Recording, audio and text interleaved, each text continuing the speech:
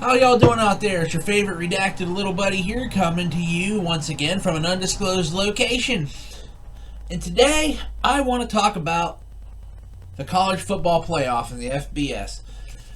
Now, because we have Alabama and Georgia playing for the national championship on Monday, and those two teams are they are the two best teams in the country, so it makes sense they'd be playing each other, but I mean, they just played each other, a month ago in the SEC championship?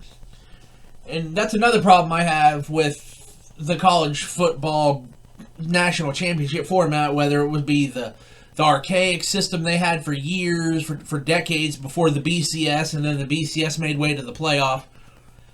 It's a little better, but the human element in it kind of sucks, because this year, it wasn't the same teams. Usually it's the same cycle of teams like Alabama, Clemson, Ohio State, Notre Dame.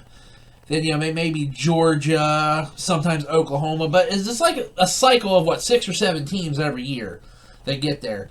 And most of the teams are deserving to get there. But there are some teams where you're like, is this team really the best team to be in there? I guess that's what makes college football great for some people. You can argue it the whole time, which I understand that. It is fun to argue, but there are times when there's really no argument to be made. And this year, like I said, it was a little different. It was nice to see Cincinnati in there, even though everyone knew they had no chance in hell at beating any one of these teams. Maybe Michigan, but they weren't going to even compete against Alabama or Georgia. And you know that even though they made the playoff, that the voters and everybody did everything they could, tried every trick they could to find a way to not add them and put Ohio State or Oklahoma State in that position, because, let's face it, Cincinnati, they weren't ready for that position, but it was nice to see them in there because they were undefeated. But the human element is what I don't like about this. And the BCS kind of took the human element out of it. And it for the most part, the BCS did get it right. There were times where the team that finished third in the BCS should have been in the national championship. And there should be some disqualifying factors for playoff and national championships, which I'll get into in a second when I explain my little idea and scenario. And when I lay this whole scenario out, I understand that this is never going to happen, and there's really no chance of this happening. It's just kind of a little fun fantasy thing. It's sort of like if you talk in pro wrestling terms, this is like fantasy booking. This is what I would like to see personally. This is just my opinion. And there's a lot of people that probably will disagree with it and think it's stupid, and not to mention all the logistical issues and things that it could arise from it. But this is what I'd like to see happen with the whole college football playoff format. And basically, it's all centers around a complete realignment of everything. And I mean everything. The conferences. There are, right now, I don't know how many conferences there are. There are too many conferences. Now, what you need to do is this. What I would do. There's 100 right now. Currently, there are 130 teams in the FBS, the Football Bowl Subdivision, which is basically, for the sake of this video, I'm just going to say Division 1. And if I talk about the FCS, I'm going to say Division 2 or 1AA or whatever the hell it's called. I'm just going to say Division 1, Division 2. And when I say Division 1, it's the FBS, because it's always going to be Division 1 to me. But there's 130 quote-unquote Division 1 schools in the country right now. So, my alignment idea is not that far-fetched, because here's how we can do it. Now, if you're redoing conferences, you can obviously keep your main 5 conferences. Your ACC, your SEC, your Big 10, Big 12, Pac-12. You can keep those. There's 5 conferences. Because what I'm suggesting is 8 conferences of 16 teams apiece, which would add out to 128 teams. So what you could do with the other 2 teams available, and there are in the next couple of years going to be more teams joining the FBS. So it gets a little murky with this, but like I said, this is all just fantasy booking. But what you can do with the 2 extras, you could either contract them and move them down to the FCS or Division 2 or 1AA or whatever you want to call it. Or they can go to one of the proposed conferences, one of the other proposed conferences, which is what I'm going to think here. Like I say, you got your first 5 conferences, you just need 3 more conferences. You got ACC, SEC, Big 10, Big 12, Pac-12. And, well, it's like I said, 16 teams to a conference, and you don't even have to change the names of these conferences either. Like the Big 10, Big 12, Pac-12 will have 16 teams in it. Hell, it doesn't matter. Hell, the Big 10 had 11 teams in it when Penn State joined it in 1993, and it was still called the Big 10. And the Big 12 they're still called the Big 12, where they got like 7, 8 teams left because everyone's leaving, which is just stupid, and this is how my realignment would work. Like I said, so you can even Pac-12, 16 teams, there are how many teams, that's what they're identified as. It's more basically just a name and name recognition than it is the amount of teams anymore. So those 5 conferences you can keep. And then you need to bring the teams in there that belong in the conference. Like, for instance, the Big 12, when you do the realignment, you need to have Texas, Oklahoma, Nebraska, and Texas A&M in the Big 12. They have to play each other every year. You're messing with the rivalries, man. Nebraska, I never thought belonged in the Big 10. Texas A&M has never belonged in the SEC, and I don't know what the hell Oklahoma and Texas are thinking, joining the SEC. I mean, it's a money issue is what it is. That's all it is. Money is everything. I'm taking the whole money scenario out of this fantasy equation, which is why it's a fantasy and it'll never happen. Because money is everything. That's all it is to this. It's money. But, it's like the Big 10... You can bring in, keep the teams in there. You can bring in, they can bring in some teams from the region. I like one reason why I want to do this realignment is regional stuff. Because there's so many teams that it's just not, it's weird. Like for instance, you have, Cincinnati joining the Big 12 either next year or the year after that. And West Virginia's in the Big 12. And what the hell is that? It's like West Virginia and Cincinnati in the Big 12 going over and playing teams like Texas Tech and whoever the hell else is in that conference. Hell, I don't even know what the Big 12 has anymore besides a bunch of scrubs. But like I said, realign the conferences. And then you said you could fill these 5 teams up with 16 teams. These 5 conferences up, 16 teams apiece, and then at least 3 conferences. Now, I'll get this out of the way right now, and this is where you can do with the other 2 extra teams. Now, in this scenario, it would mean Notre Dame would have to join a conference. And Notre Dame football, the football team, those whiny bastards would squeal like a pig under a gate if they had to join an actual conference, because that means they would lose their lucrative television deal with NBC. That's the only reason they're not in a conference and they're independent. The second that NBC were to end that contract, bam, they're going probably either to the ACC or the Big 10. That's all there's to that. They're going to go to a conference. They're in the independents because they have that singular TV deal with NBC, and that's a lot of money. And it doesn't look like NBC is going to be ending that anytime soon. So, keep an independent conference and have some independent teams in there, and you can even have more than 16 teams in the independent conference if you have to, if you don't want to contract the FBS teams. And then if you get more teams coming out into it, you could add them into other conferences as long as the conferences stay even. I like the 16-team format anyway, so I would contract the teams and just leave 128 teams in the FBS. But that's just me. And then there's 2 other conferences, and here's one thing that a lot of traditionalists will like, and college football traditionalists, especially in the around the Northeast area, and that is you will revive the Big East Conference, because the Big East Conference should have never left in football anyway. It was an underrated conference, but like I said, if you have the Big East, you can bring West Virginia back into it and bring Cincinnati into it, and you don't necessarily have to have Miami. I'd keep them in the ACC, but West Virginia, Pittsburgh, Cincinnati, Virginia Tech. I'm trying to keep it in the regional area, so the rivalries and the games have more meaning. No one's going to give a rat's... Who gives a rat's ass if Cincinnati's flying to play Texas Tech or wherever? It doesn't work anymore. I think that the conferences should be within a reasonable... All the teams in the conference should be within reasonable driving distance, so the fans can travel there. Parents can come and watch their kids play more often. And it just... When you're playing in the regional, you have Virginia teams against each other. You'd have Pittsburgh, West Virginia playing, or Pittsburgh, Cincinnati. There's built-in. There's obviously, because they're bordering states, there's rivalry. So the Big East could thrive in that way. And then there's one more conference you'd have to have. I would make 7 conferences. You need to create one more conference. And there's many ways you can go with this. One, there's 8 schools in the Ivy League. And I mean, there's no other Ivy League schools, but maybe you could kind of work around that a little bit, add the Ivy League, because they're FBS too, technically. But I mean, if you put any Ivy League school against anyone in the college football playoff, they would get absolutely steamrolled. So, honestly, I think the Ivy League would probably be better just to operate as their own entity, because none of them are ever going to be a champion anyway. So, I mean, you could do the Ivy League somehow, maybe. I wouldn't, but I threw that in there just as something to think about.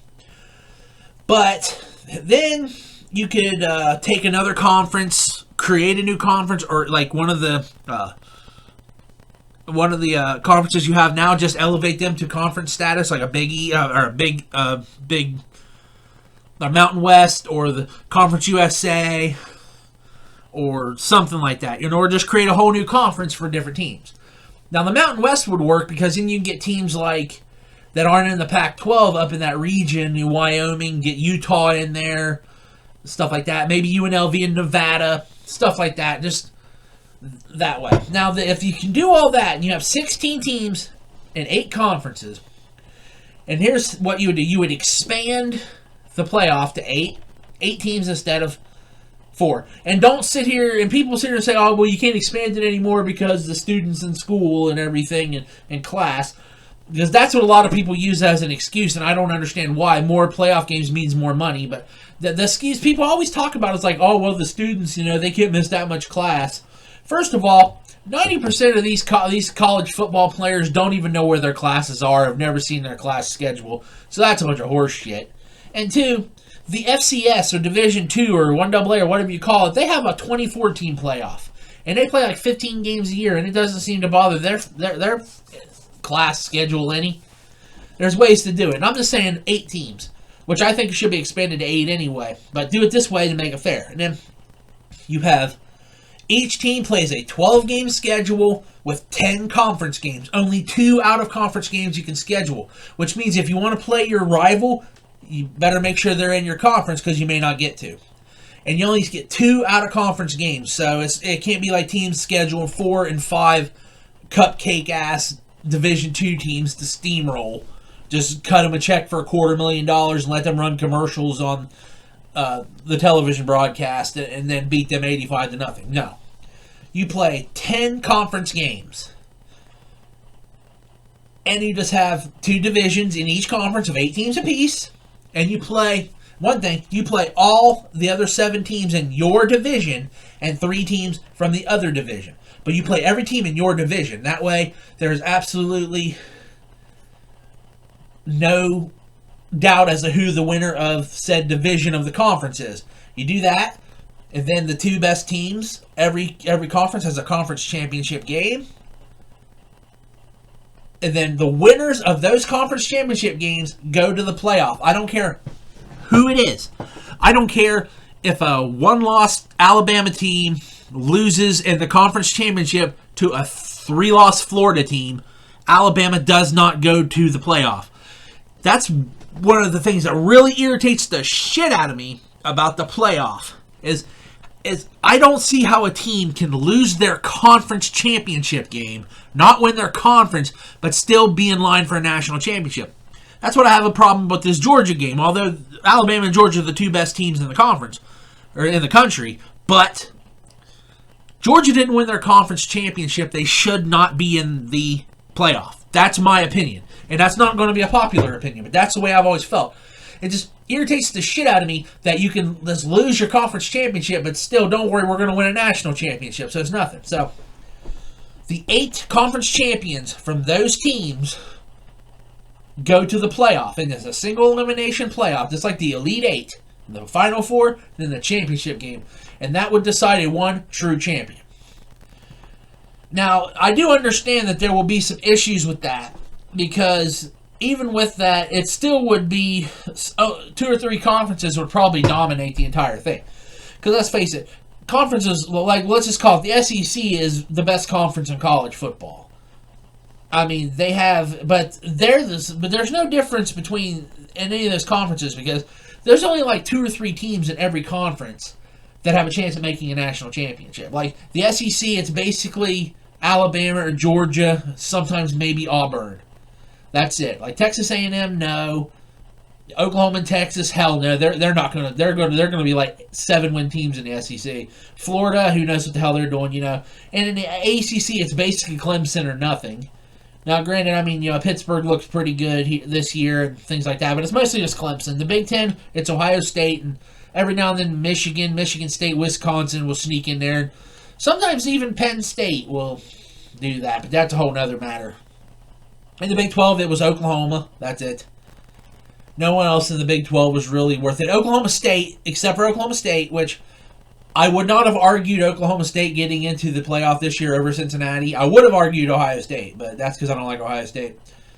But I would not have argued Oklahoma State. Now, Oklahoma State's pretty good, but it's usually Oklahoma's conference if someone goes. The Pac-12, maybe Oregon. That's really the only team worth a damn in that conference. And then you have the Big East. Who knows? Cincinnati could probably win that. West Virginia, maybe Pittsburgh. But in the independents, it'd be Notre Dame. But there'd be other decent schools wanting to be an independent. But that would be work as a conference. But it would work as a conference just per the schedule with the independents. But they would still operate independently as an independent school does. But still, for playoff format, you know, Notre Dame would actually have to earn their way into the playoff, which is another reason why they'd never go for it. Because as an independent, Notre Dame could be a 2-loss team, and they could go 10, 11, and 2 and still be considered for the playoff because they're Notre goddamn Dame, and it's all about money. That's all it is. It's the human element does not always put the best teams in there. It puts whatever teams they think will draw the most money. That's all it is. But I think if you have the 8 conferences of 16 teams apiece, you know, 2 divisions, 8 teams apiece, and every team in the division, you play all 7 teams in your division and 3 in the other division with 10 conference games and a 12-game schedule. So you'll have 2 non-conference games. And you get those non-conference games out on week 1 and 2. So you have 2 tune-up games, basically.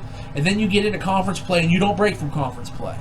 You don't play like 3 or 4 conference games and then play Tennessee Tech, A&M State, or wherever the hell, to kind of just get it. You play 10 straight conference games. It's a damn free-for-all, and that's what it should be. Earn it.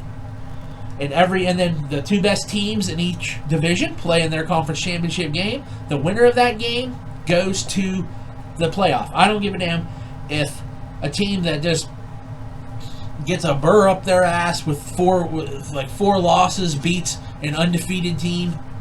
Like I said, if you do the conferences, like I said, in the SEC, let's say an 8-4 Florida team in their division plays 12-0 Alabama. If Florida wins, Florida goes to the playoff. Alabama goes to one of the other bowl games. And you can also keep the bowl games the way they are and just call these the playoff games. You don't even have to use the bowls if you don't want to. And that would give more teams a chance to be in bowl games, which is always good because there's more money to be made for every school. So you wouldn't even have to use like certain bowls for certain playoff games like they do now. Just say, hey, playoff game, championship game, and then like that Alabama team that did not win their conference but are still 12-1, they can play in the Sugar Bowl against the runner-up in the ACC or the Orange Bowl or whatever. You know what I mean? Do that. That way, the runner-up, the runner-up in the Big Ten and the Pac-12 championship game can play in the Rose Bowl. So even though they've lost their conference championship, they still get a little reward for making it to the conference championship, but they don't get a national championship shot. Because if you don't win your conference, you shouldn't win a national championship. That's a pet peeve of mine. And I know a lot of people aren't going to agree with it, but that's just the way I think of it. But that's basically what I would like to do. You know, contract the teams to 128 apiece, or 128 in the FBS, and have 8 conferences of 16 teams apiece play strictly 10 straight conference games, And the winners of the conference 8 winners of the conference championship go to play in the 8-team playoff. And that's how you decide the national champion every year. And that would give other teams incentive to go out and try to find good coaches and spend the money on the facilities that they make rather than pocketing it for their own damn personal use so they can pay for their Saturday night girls and their Saturday night cars. So, that's what I would do. Now, like I said, let me know in the comments what you think about this, because a lot of people aren't going to agree with it, and some people may have other scenarios. Let me know about it, because I'm curious what other scenarios, because I'm not saying my scenario would be the best if they did it. Just what I would like to see. That's just what I've been thinking about for a while, and that's how I see it. But people, there's other ways to do it, and other people may have thought about this. I'm sure I can't be the only one who's been thinking about it, right? So, hit me up in the comments. Let me know what you think. And if you did like this video, I appreciate you hit that like button and subscribe for more content. But if not, that's okay too. I do appreciate you watching. And I hope you enjoyed it. I enjoyed making it. I enjoyed laying out the scenario. I finally got it out of my brain. It's been in there for months, so I got an outlet for it now, which is always good. But again, I thank you for watching, and I hope you all have a great day, and I hope you join me for the next video in the future. Thank you very much. Take care.